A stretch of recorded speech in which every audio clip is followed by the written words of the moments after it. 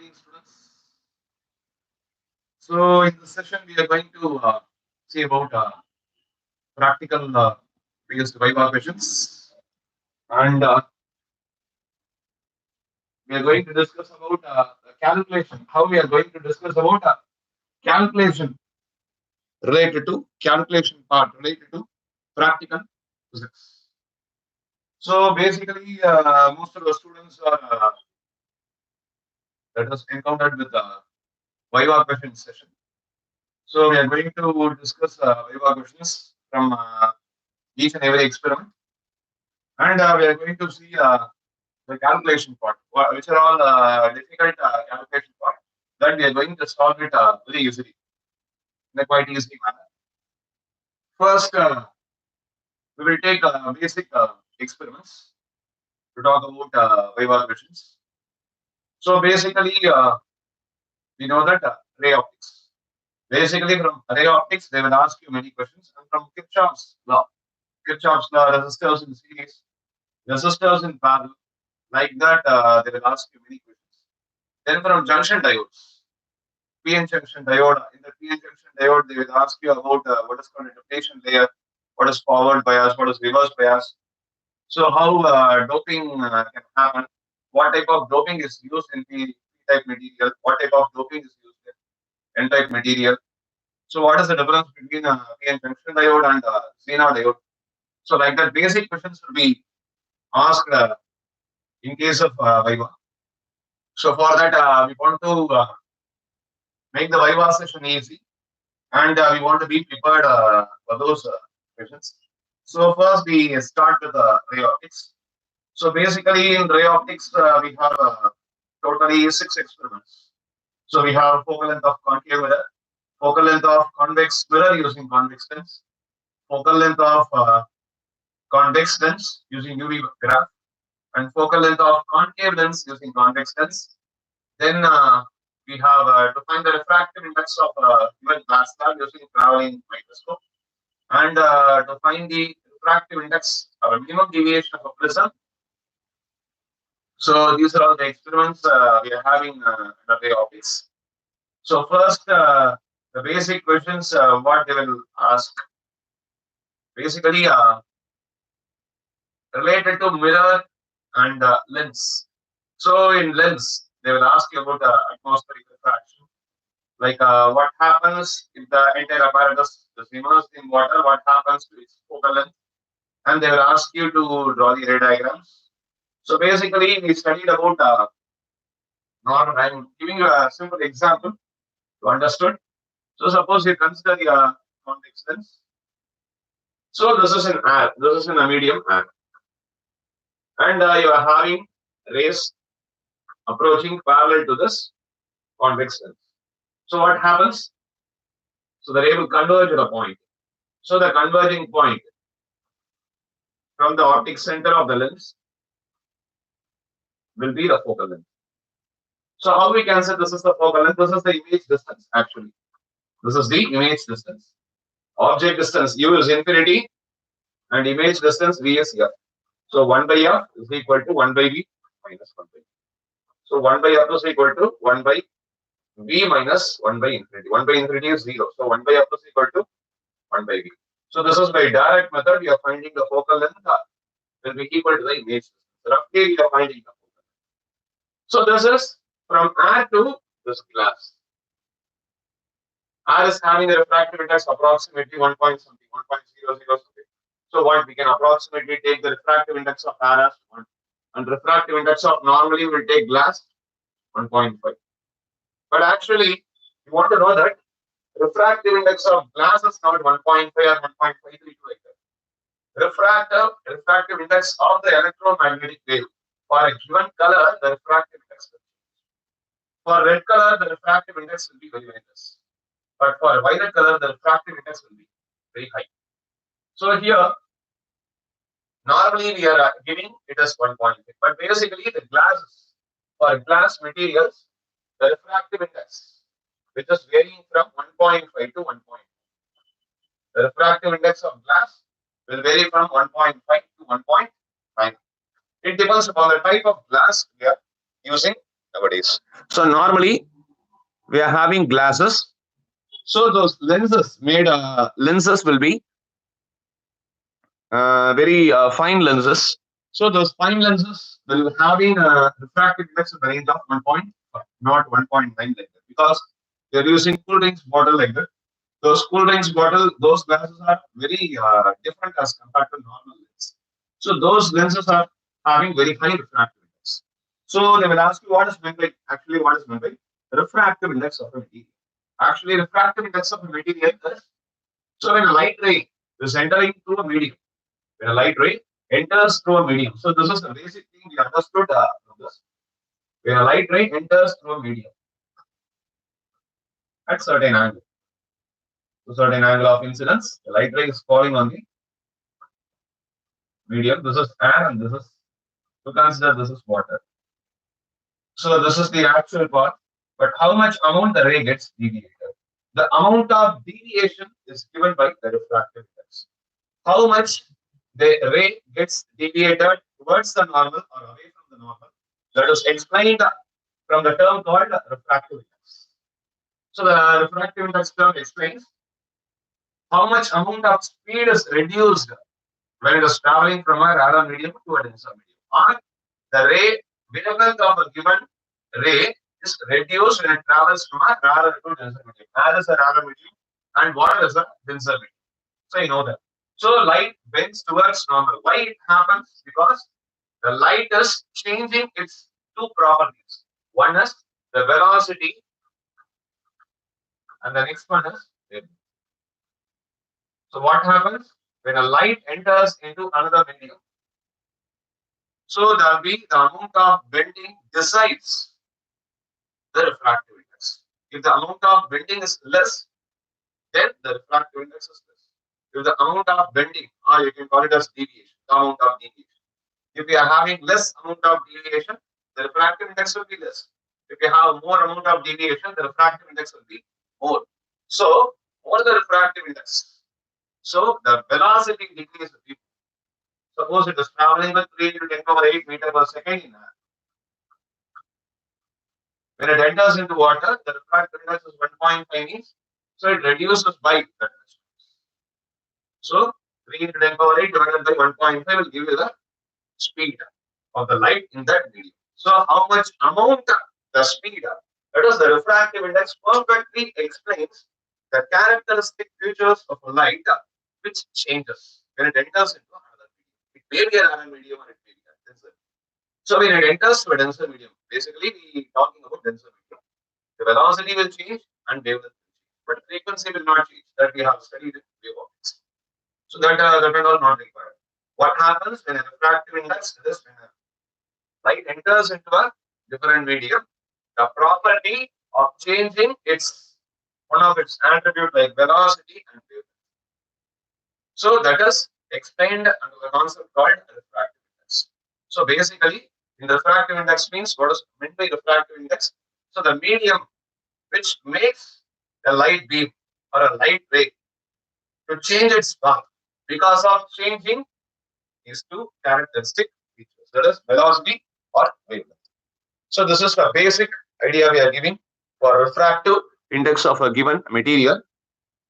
So in this way only the refractive index will be decided. So now you have understood about this idea. With the help of the same idea, now what question they will ask you in this? The same lens is immersed inside water. What happens to its open? You know that the refractive index is inversely proportional to refractive index is inversely proportional to wavelength. So if you are having more wavelength, the refractive index will be less. We know that in VIBGR, violet, indigo, green, blue, green, yellow, orange, red. In the VIBGR colors, violet is having very low wavelength and red is having very large wavelength. So for violet, wavelength is less. For red, wavelength is high. Okay. Similarly, the refractive index will be high. But here the refractive index is this. So simple. The refractive index of red will be depending upon the red line. We have two types of red line, red 1 and red 2. So most of you will get it around 1.4142 like that or 1.38 like that. The refractive index will be around 1.4 something for red. The refractive index of violet will be 1.49 or 48 like that. It will be 1.5 also. It may be. So that depends upon the wavelength of light. Okay, so in this way it will be decided. So refractive index is inversely proportional to wavelength. And wavelength and focal length are interrelated. Only based upon the wavelength only focal length of the lens will be decided. So similarly, refractive index is inversely proportional to focal length. This idea we are studying in resolving power of a lens. So in our MCQ questions, while in the pre-board paper, also they have asked one question: what happens to a resolving power? So if you are using an optical microscope and electron microscope, so what happens to the resolving power when you use an optical microscope means nothing. Those lens, basic microscope and telescope. You are using those instruments are called optical instruments. So they are called optical microscope, optical telescope. So optical microscope will have a resolving power in the range of 100 times, 1000 times.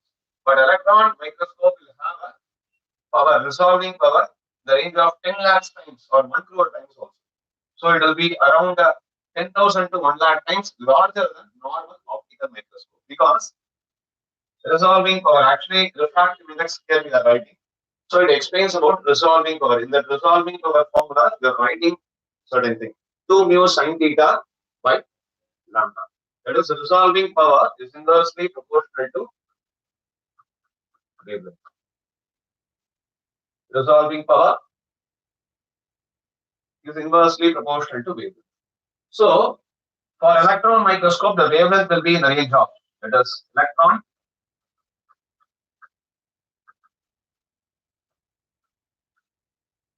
wavelength will be in the range of 0.1 angstrom, which is 10,000 times smaller than the actual wavelength of violet. That is 400 nanometer or 4,000 angstrom, approximately 4,000 angstrom per violet. This is the wavelength obtained from electron microscope. This is for optical microscope. So which is having very less wavelength. So obviously electron microscope. So the electron microscope will have more resolving power. So this is the way. So you want to tackle with refractive index problems. And if you immerse a lens inside water, what happens? So this air medium will become water. So what happens? The change in refractive index will be less. So if the change in refractive index will be less, according to your lens maker's formula also you can explain this. So the amount of deviation, this is what air to glass. The amount of deviation will be very, very less. So the focal length will increase. So when light enters from water to glass, the refractive index change will be less as compared to air and the glass medium because the water refractive index is 1.33. This is 1.5. So suppose if you are having a lens of focal length, basic focal length they are providing with respect to air. Basically, the focal length is with respect to air. That is 20 centimeters you consider. Depends upon the radius of curvature and other thing. Focal length with respect to water for the same lens will be from 60 to 68 centimeter or 70 centimeter. Depends upon the radius of curvature. I am roughly giving the answer. That's all. I am giving the answer very roughly. It may be 60, 68, 70 centimeter also. Very near to 60 or 70. So in this way, focal length will be decided when you immerse the lens inside water. So why this happens? Because the change in refractive index, that is according to lens maker's formula, 1 by f is equal to u minus 1 to 1 by r1 minus 1 by r. This thing will become 2 by r actually. This thing will become 2 by r. So mu minus 1 actually when r to glass it will be 1.5 minus 1, but here it will be 1.5 by 1.33 minus 1.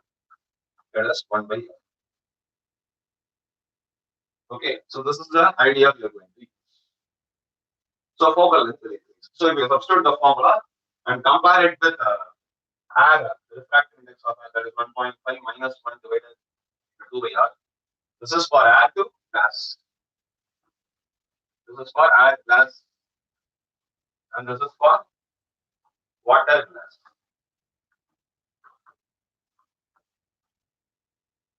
So this is the idea we are going to use to explain why the focal length of the lens increases.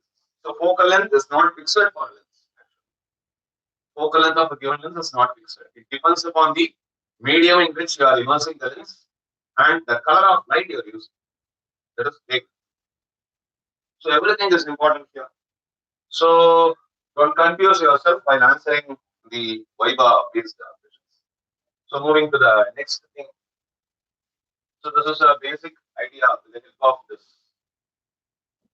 lens. Similarly, they will ask you some questions. So in a light ray, red color light or violet color light or blue color light is falling on a normal convex lens, what happens to its focal length? So basically, we are using white light. White light is a combination of 7 colors. Actually, we have in lens, we have chromatic aberration. Why we have chromatic aberration? Because when white light passes through a lens is a combination of 2 prisms you have studied in your book. So when normally not only through a prism, when the white light is passed through a medium, so it splits up into, it gets dispersed. Dispersed because it consists of many wavelengths. In air, the disturbance will be very, very less. So we are not able to see the 7 colors of electromagnetic visible light spectrum. But actually, when it enters through a medium like glass or water, so it has a lot of disturbance as compared to air. So the light ray gets disturbed and they are spreaded. So the 7 colors will be distributed. So we can able to see all the 7 colors perfectly. Sometimes it may be perfectly, sometimes you cannot able to see it perfectly. So the 7 colors, splitting of the 7 colors, that is when a white light ray which is passed through a lens, so it splits up into the minimum deviation will be red, maximum deviation will be violet. So this is the focal point for violet and this is the focal point for red. In between this region you have the 7 colors. This cannot be determined easily because the dispersion you cannot able to see with the help of eye because it is coming back to the air medium. So it is slightly difficult to view this, but actually this happens because of this spreading of colors after refracting through a lens. It has chromatic aberration. So not at a certain point you cannot able to have a perfect focal length for a lens. So it has a chromatic aberration because of the spread of focal length for each and every color. This is for a white light. So when you use a white colored and you have spherical aberration. Spherical aberration means you're using a thick lens. Suppose you consider you're using a thick lens. So at this point, the angle of incidence will be different. Similarly, at this point, the angle of incidence will be for the 2 rays. For the 2 rays, the angle of incidence at this point and angle of incidence approximately maybe 0. So both are different. So both will experience different amount of deviation. Similarly, one ray is falling here. At this point, it will experience a different amount of deviation. This is the normal angle of incidence. So because of this curvature, because of the spherical curvature, so you cannot able to converge the rays perfectly at a certain point after the refraction process. So because of this reason, we have many reasons behind this, but basically up to our 12 to 6, so we can explain in this manner. This is enough. So here, so because of this curvature, the angle of incidence are different. So the refraction amount is also different.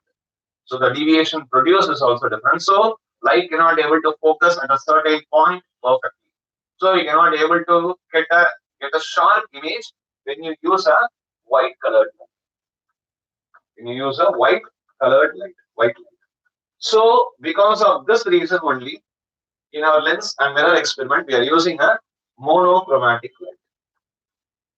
We are using a monochromatic. Normally, in all the schools, we are using yellow color.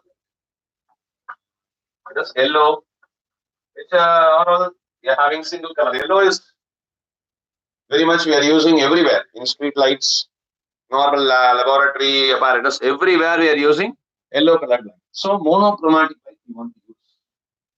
So if you use a monochromatic light, the chromatic aberration will be removed, but spherical aberration will be there.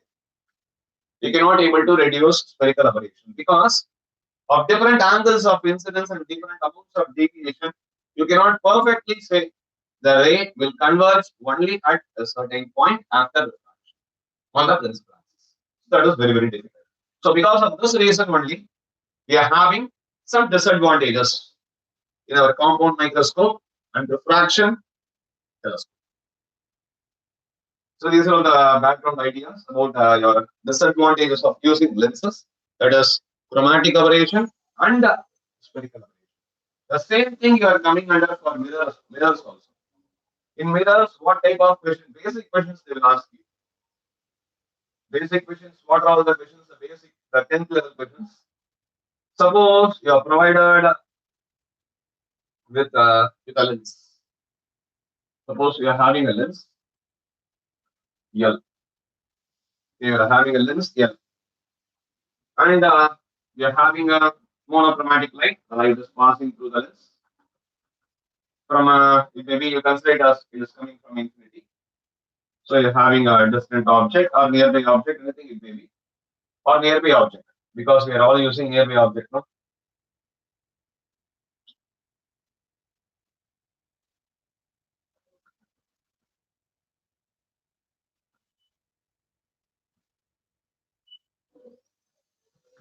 Yeah.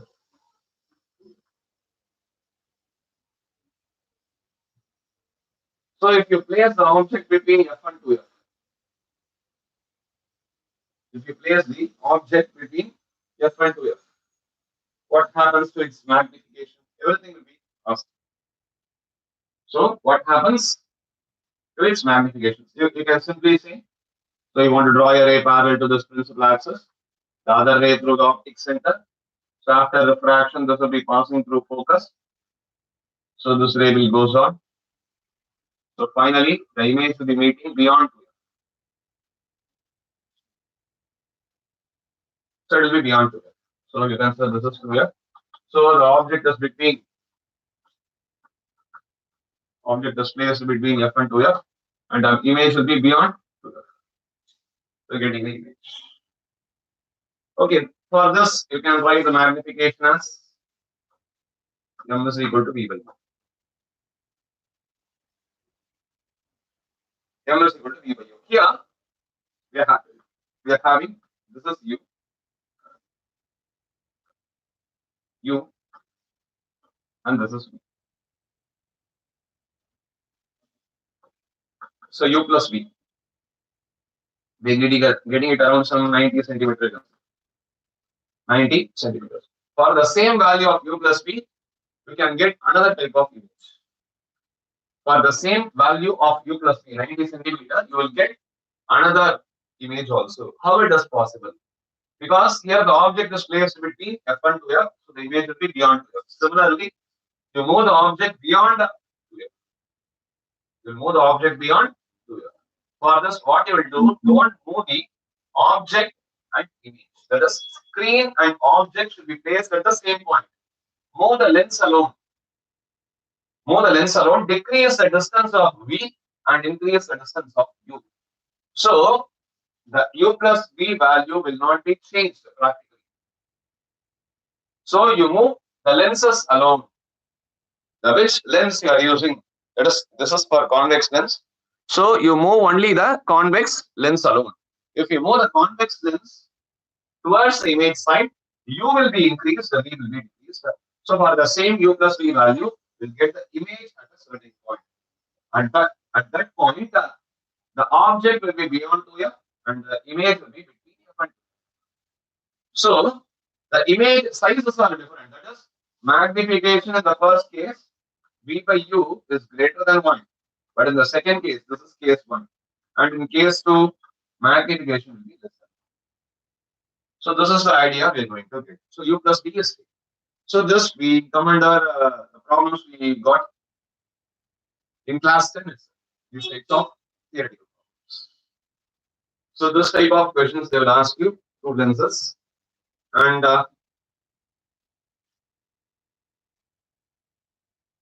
based on concave lens. So we are using concave lens, but basically we are using out of contact method, not in contact method, out of contact method. Out of contact method means there is no contact between the convex lens and concave lens. So this is your convex lens. So you have a distant object light. So this is a diverging ray from a very nearby object, so distant object, sorry, very nearby object, and the ray is converged at the point.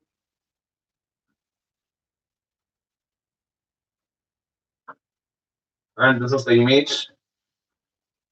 This is the image 1. Now this image will act as an object for concave lens. We are introducing a concave lens between the screen and the convex lens. Basically, by using this, concave lens should be placed as close as possible to this image. So you can ask, why sir, why we want to keep this concave lens very close to this I1? Because concave lens is a diverging lens. Actually, this is having a focal length positive. That is, converging length means focal length will be positive. Diverging length means focal length will be negative. So normal basic idea you will use 1 by f1 plus 1 by f2. If both having same focal length, what happens? 1 by 20 minus 1 by 20. So it will be 0. So 1 by f is 0. So f will be infinity. So you cannot be able to produce the image. So it is impossible to produce the image, basically. So this is a contact. In contact method only we are using. Here out of contact, but slight difference will be there. That formula we doesn't require because we have separated the two lenses by a distance d. So we'll write a different formula for this. But basically, I'm giving you some suggestion. Don't use like that is both are having same focal length means so focal length will become infinity. You cannot able to get the image in contact method. In contact means this is your convex lens, this is your concave, this is your in contact. Both are having same focal length, you can't able to get the image. So this is the main problem. But this is out of contact method, you get the answer because there is a air medium, so there will be a refraction, so you can able to get the image. But the other important thing you want to note here is this distance should be as small as possible. This u. Why this is u? The image produced by the convex lens will act as virtual object for concave lens. The image produced by convex lens will act as virtual object for concave lens. So that will be u. Now what you can see in the screen will be completely dark. Now what you want to do? Actually the image will be blurred in the screen. You cannot be able to see anything. A normal image will be there. So now you want to move the screen behind this because this is a converging ray and you want to diverge this. Suppose the amount of diverging here will be slightly like this. So this ray is coming like this, slightly it gets diverged. Diverge the image, diverge the ray. Here also.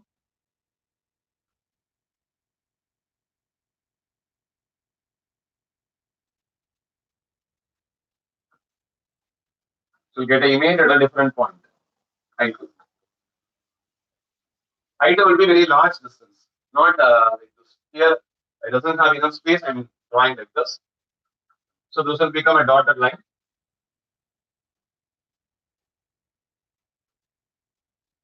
So I2. So now this I2 is V.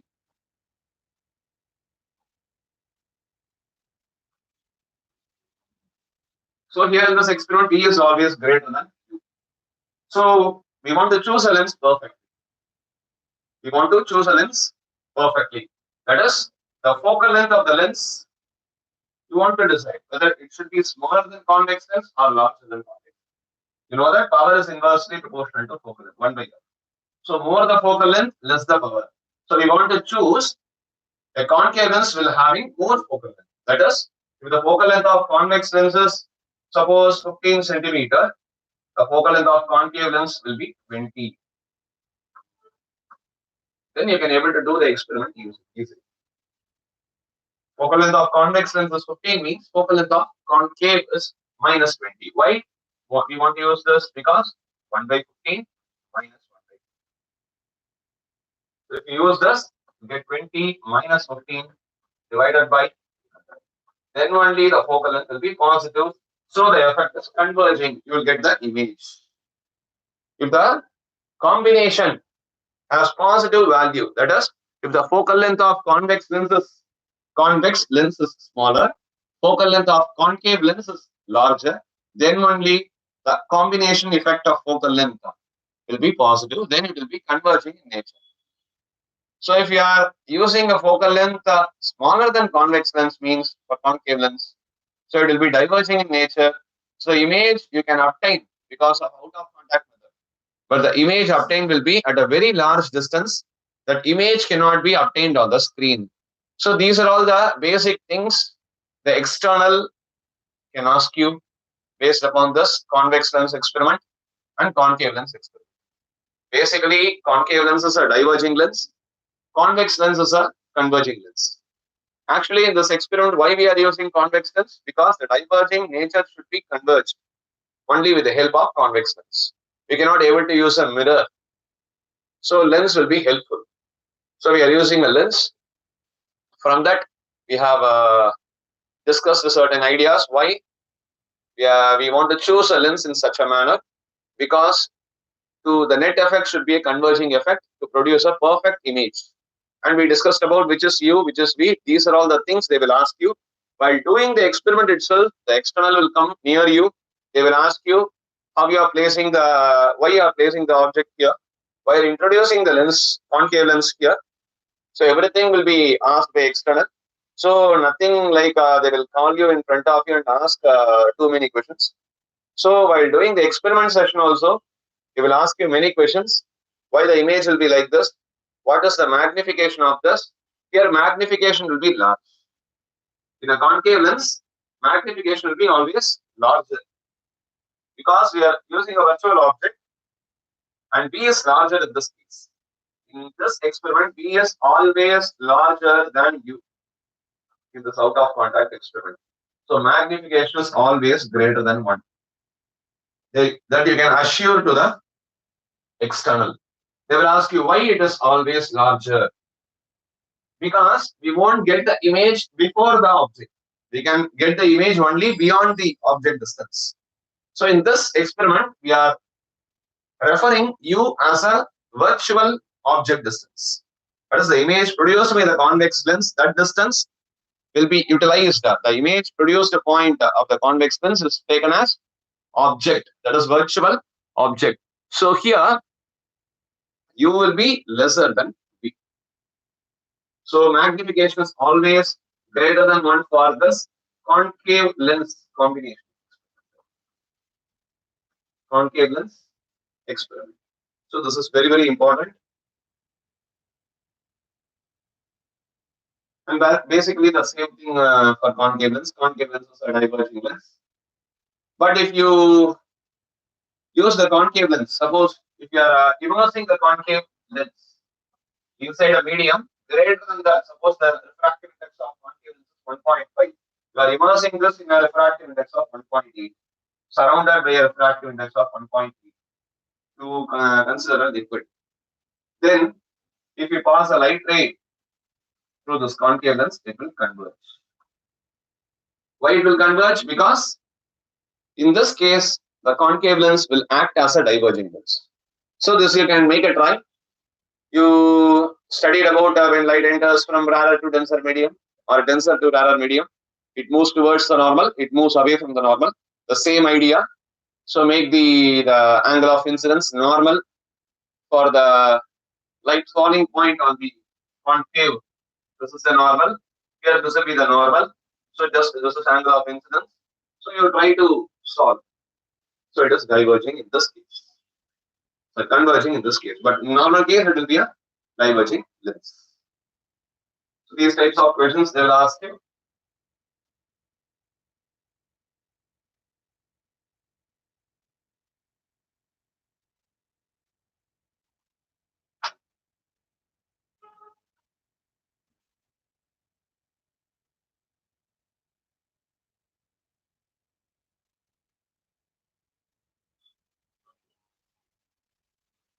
And in the mirror experiment, basically they will ask you, they will give you some thing like this. You are having a mirror, it may be any type of mirror or any type of lens.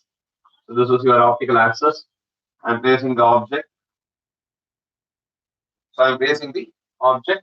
So I'm getting the image behind this. So this is your object, this is your image.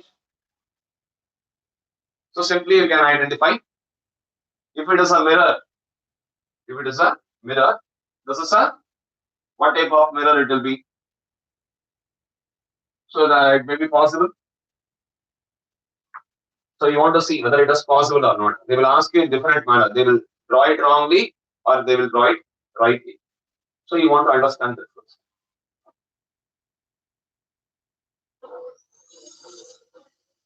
So it may be possible or not that you want to think. So this is your object, this is your image. So it will be a convex lens. So for a convex lens, if you place the object between F and optic center, the object is placed between focal length and optic center. So focus, the other ray, slightly you can move it away.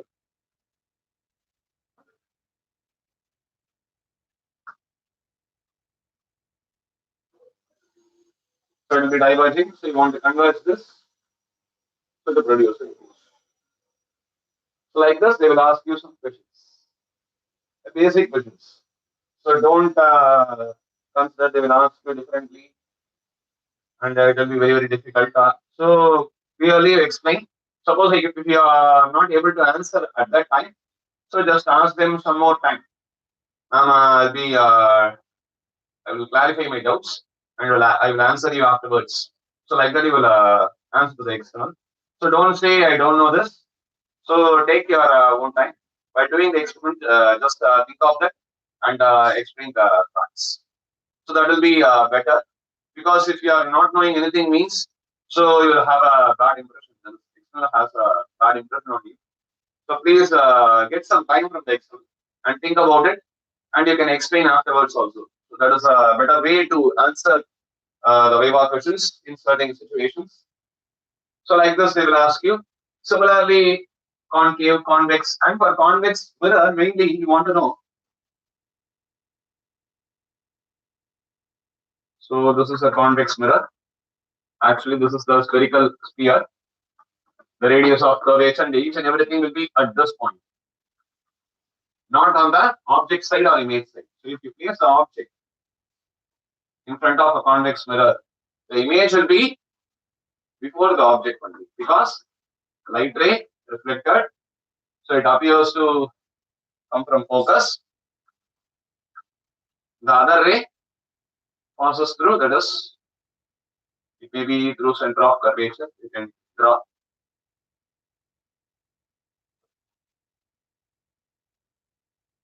So this is the image falling point, not here. The image produced point, that is inside the mirror itself for convex mirror.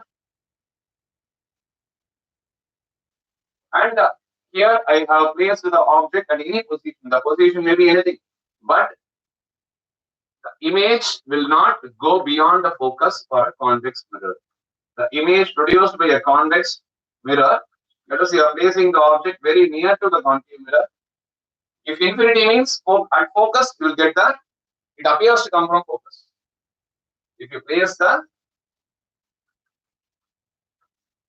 parallel ray towards a convex mirror, it gets reflected and the ray appears to come from focus. But for the other positions, it should be between focus and pole of the convex mirror. This you want to note down. And the image size is always smaller, convex mirror. So magnification is always less than 1. This convex mirror. So the image will be found between focus and pole. So this is very, very important in case of convex mirror.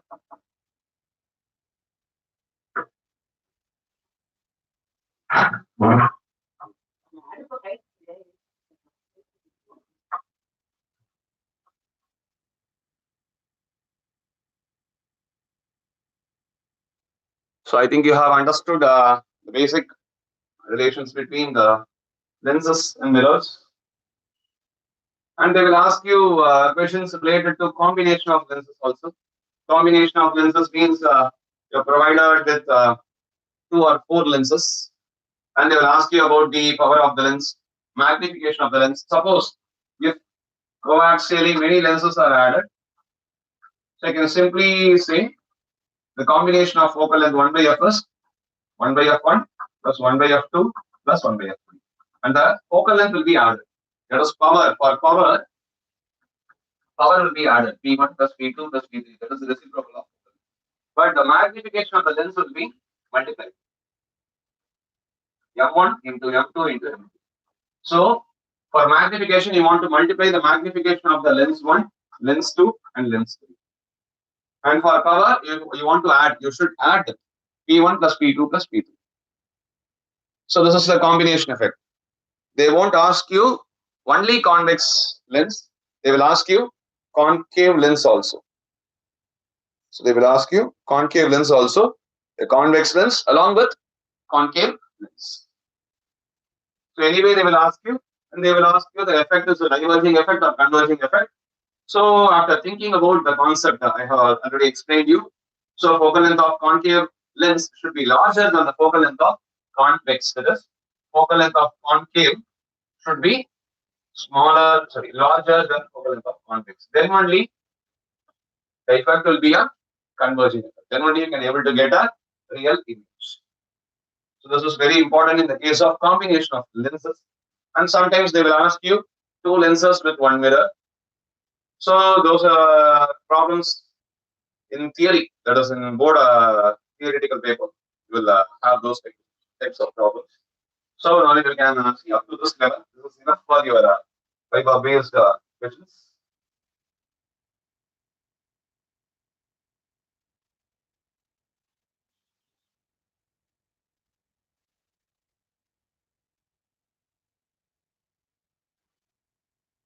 Next, refractive index of glass slab.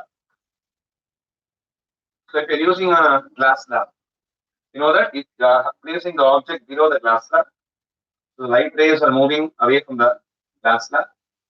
It is moving from denser medium to rarer medium. So this is the normal. Light ray bends away from the normal because it is moving from denser to rarer. So it appears to come from a different point. That point is a vertical shifted point. So this distance is your apparent depth, and this total distance will be your real depth. So you are writing the refractive index as real depth or real shift by apparent shift or apparent depth.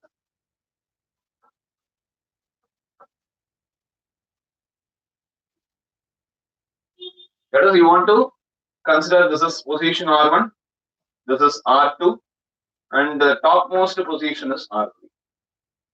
You know that refractive index is real depth by apparent depth.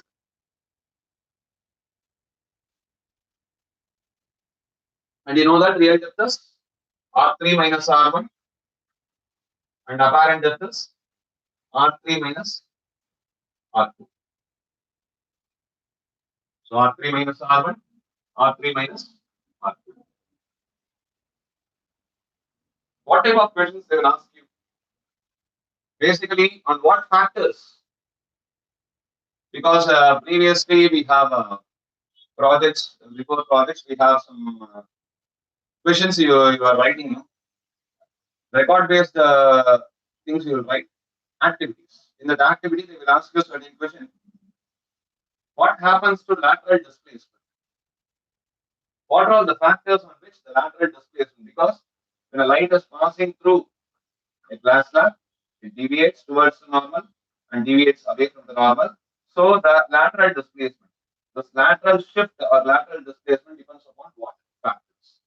And you know that lateral displacement basically depends on angle of incidence and refractive index and the thickness. Thickness means this thickness. Which thickness you want to know? The thickness of light passing distance. The light passing distance, that is the distance. That is the thickness.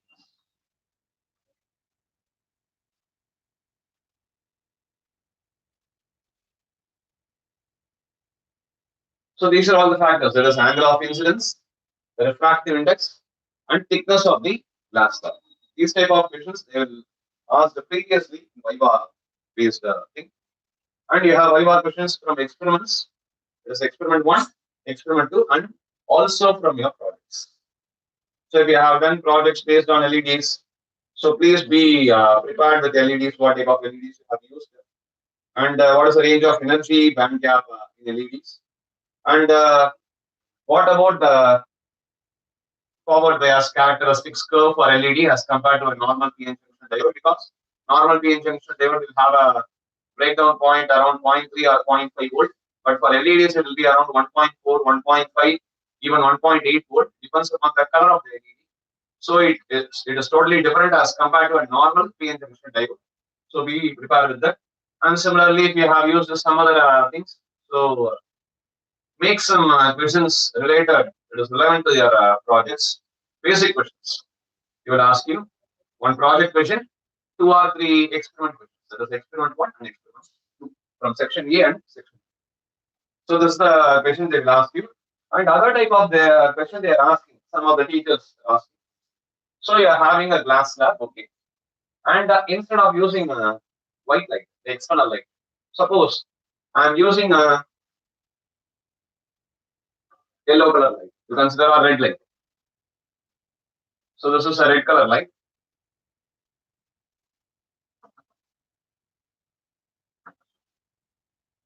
So red color light I am using.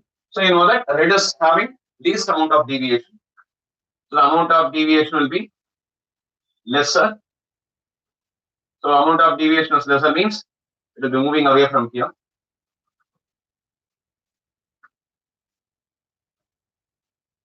So this is your vertical shift. This concept is called vertical shift.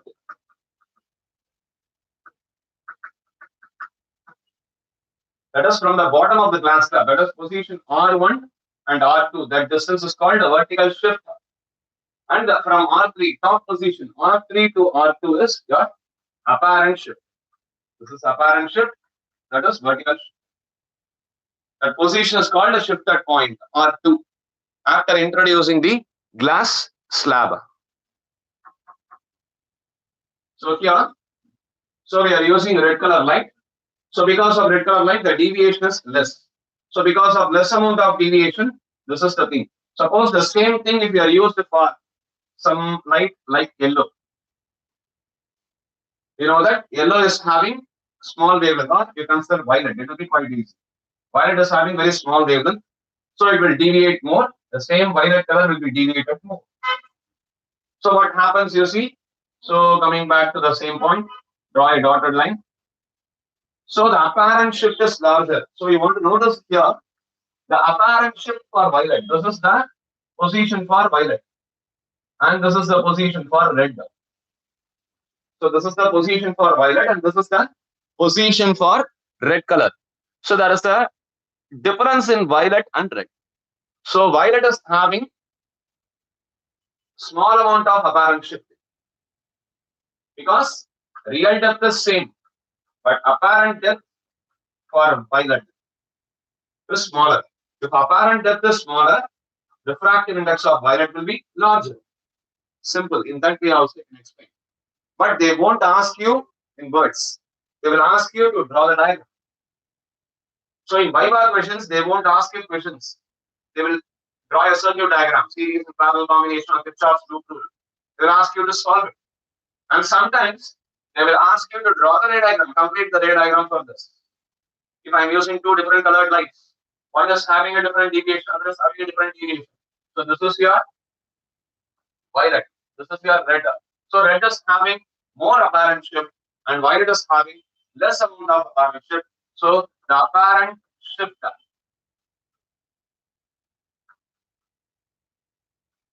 So apparent shift for violet is less than apparent shift for red. So this is for violet. So this is very, very important. So in this way, they will lock you in certain questions. So instead of asking apparent shift, they will ask you vertical shift also. Vertical shift is totally different. So here vertical shift for red is lesser, but vertical shift for violet is more. So this is very, very important question. And suppose if you immerse the same glass slab inside water, the same glass slab, if you are immersed the glass slab inside a medium, different medium as compared to air, what happens to the apparent depth? You know that refractive index changes will be there. Refractive index change will be lesser. Then what happens to the apparent depth? The same manner you want to draw the ray diagram and you want to find the answer for apparent depth or vertical shift, anything it may be. So these types of questions will be asked in the board regarding this glass lab experiment. If some other questions are there, we'll discuss in the next session.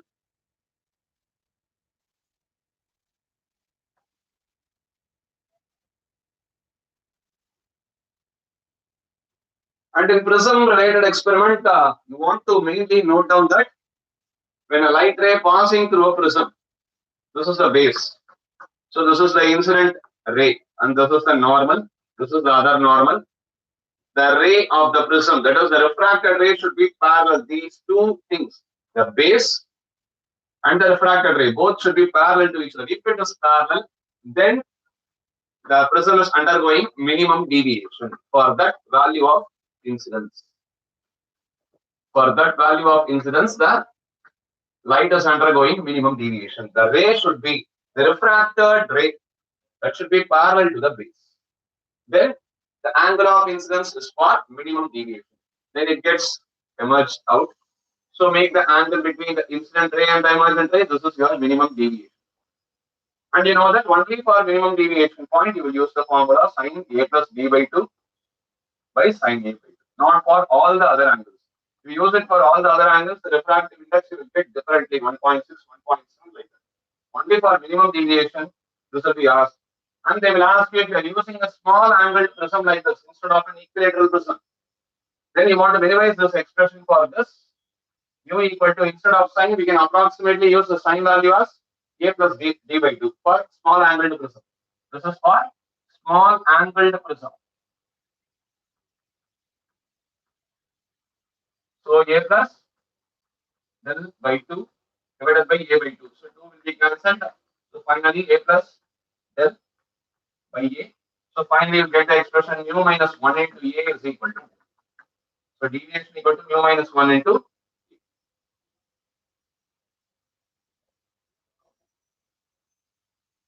So this is for small angled prisms. For small angled prisms, refractive index will be rewritten in this way. Not like sin a plus del by 2 by sin a by 2. So this is very, very important, and they will ask you questions regarding the color. And suppose instead of having a normal prism, if you are having a hollow prism, that is, the prism is having some hole in the top. Through the hole, you will fill water. So the medium inside the prism will be some liquid or water. If you pour something, then you are passing light. Now what happens to minimum deviation? For a glass, minimum deviation will be around 30, 39, 37 degrees like that. For water, so for water, normally you will get minimum deviation around 23 degrees, 24 degrees. So minimum deviation of a prism, if you are having a hollow prism, you are filling it with water. Hollow prism, filling it with water, then the refractive index will be in the range of 23 degrees or 24 degrees. Same thing, you will use it in the formula. For the same equilateral prism, sin 60 plus 24 by 2 by sin 30. You will get the refractive index around 1.33 for water. If you use that, minimum deviation for water around 23. This can be determined only using experiments. By placing the pins through a hollow prism, filling the liquid through a hollow prism, you want to find this minimum deviation. These types of questions, they will ask you.